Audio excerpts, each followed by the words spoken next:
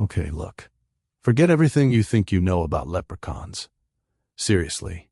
The tiny green suits, the cereal boxes, the cute little Irish guys dancing by a rainbow. It's all a massive marketing campaign. The real myth is way older, way darker, and honestly, a little terrifying. Before they were hoarding gold, these guys were part of a fallen race of Irish gods. Yeah, gods.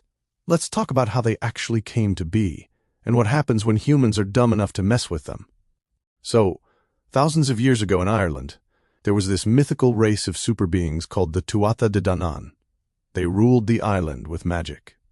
But then a new wave of invaders arrived, and the old gods lost a massive war.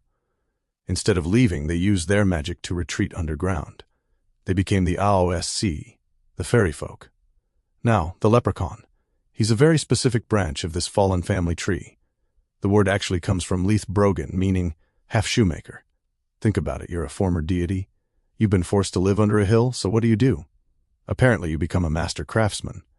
They became the cobblers of the fairy world. And because fairies love to dance, they wore out their shoes constantly. The leprechauns were making absolute bank in fairy gold. And because they didn't trust anyone, especially humans, they buried their wealth in secret spots all over Ireland. Naturally, humans found out about the gold, and this is where the chaos starts. There's an old folktale about a guy named Seamus. Seamus was broke, lazy, and walking through the woods one day when he hears this tiny tap-tap-tap sound. He creeps through the bushes and catches a leprechaun red-handed, working on a tiny boot.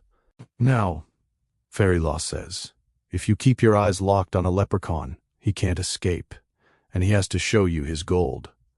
Seamus threatens him, and the leprechaun, terrified, leads him to a massive field of weeds. He points to a specific thistle and says, "It's buried right under there." Seamus doesn't have a shovel, so he ties a bright red ribbon around the thistle, looks at the leprechaun, and says, "Don't you dare touch that ribbon while I go get a spade." The leprechaun promises he won't.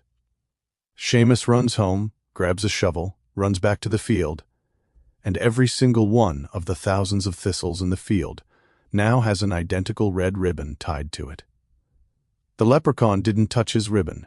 He just gave one to everybody else. Classic malicious compliance. But it gets worse if you actually manage to trap one long term. Take the story of a farmer who caught one by a stream. The leprechaun offered him 3 wishes to let him go. The farmer thinks he's a genius.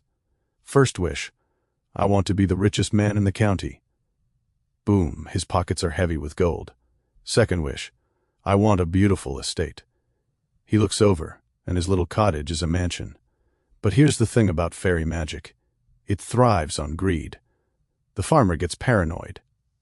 He looks at his new mansion, looks at the leprechaun, and for his third wish he says, I wish no one can ever take this from me, and I live here forever.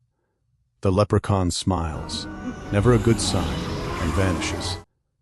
The farmer turns around to walk into his new mansion, but he finds himself completely paralyzed. He's turned into a stone statue standing at the gates of his own property. He got his wish. He's rich, he's there forever, and nobody can take it from him.